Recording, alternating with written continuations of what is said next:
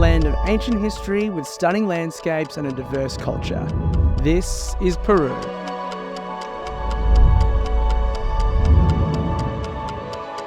In this episode, we spent the day checking out a local salt mine, and then some ancient crop circles built by the Incans hundreds of years ago.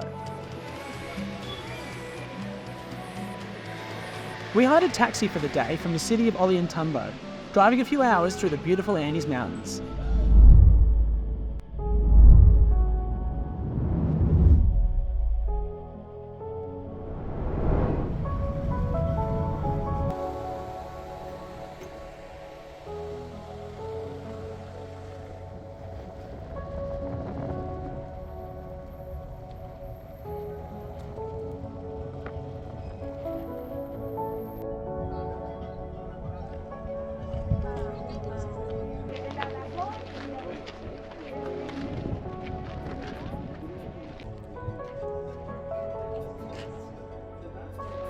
Pretty cool. It's a lot of salt. Feeling pretty salty that there's a lot of people here, but it's okay.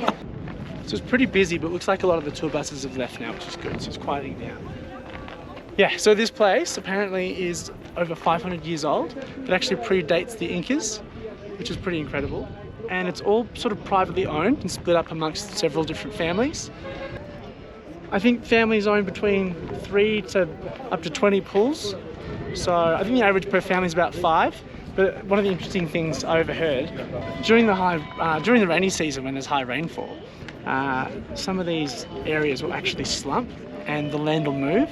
And then apparently there's a lot of squabbling between the families when there's a bit of a real estate reshuffle. So this salt is pretty highly prized because it's got a unique mix of minerals, somewhat rivals the pink Himalayan salt. The pinkish sort of colour that comes out of it. That's mostly due to the iron and the potassium that's within the salt. More fun facts, apparently each pool produces 150 kilos of salt per month. It's a lot of salt. And apparently each salt pool has 3 certain layers in there when the salt settles and the water evaporates. The top layer is used as like really nice gourmet salt for like your meats and fancy restaurants. Second layer is for like table salt, and third layer is for industrial salts.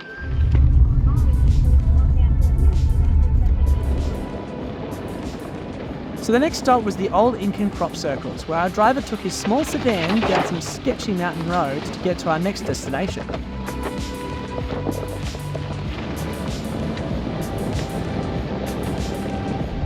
Looks like there's been road closures up ahead, so it looks like we're going to take the scenic route.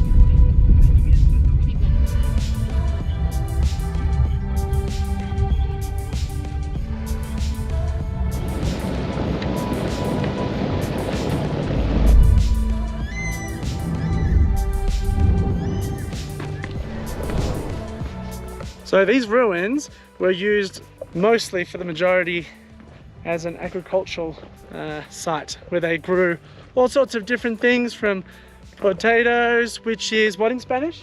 Patatas? Patatas. They used to grow corn, and they used to experiment with all these different layers. Same with the terraces, all the other different sites as well. They have little separate microclimates.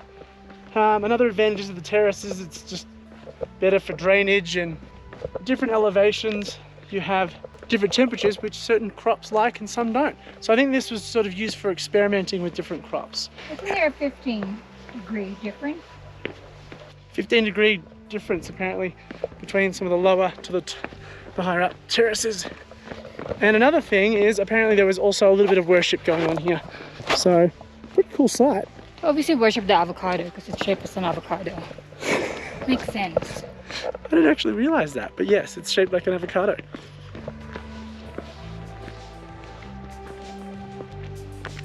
So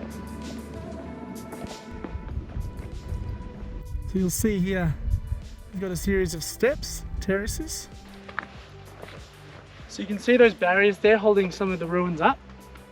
Apparently that's from flooding that took place. I think it was 2010 or 2012. They had unseasonal, huge amounts of rain, and it sort of flooded this area a bit, which kind of sucks. Which is a shame, because a lot of this whole terrace system has all these aqueducts within it, which allows the flowing of water. But if there's an absolute deluge, I guess it can't handle it. And it's also over 500 years old, so There's another one over here as well. I thought there was only one. I think this is the other avocado. This is more of a fried egg. Breakfast is ready. Let's go. And there's a third one. This is the fried egg. And that's our taxi driver waiting for us. And we're 5 minutes late. And we ran that all in about half an hour. I would advise spending much more time than half an hour though. It was very rushed. Here's our taxi. And now we're heading back.